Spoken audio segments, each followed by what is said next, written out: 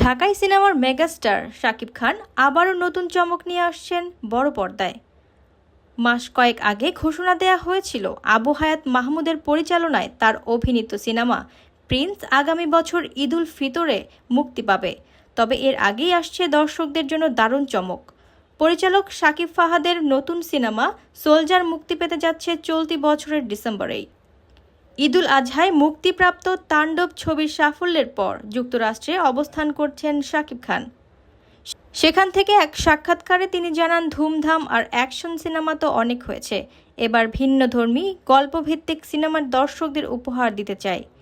সেই ধারাবাহিকতায় তিনি ঘোষণা দেন সোলজার মুক্তির, আর এরপরই আসছে প্রিন্স।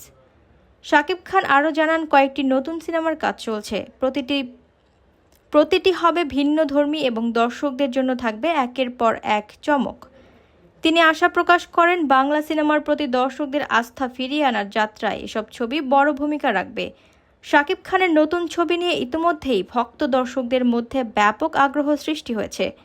এখন সবার অপেক্ষা ডিসেম্বরের বড় পর্দায় কেমন ঝড় তোলে তার নতুন সিনেমা সোলজার।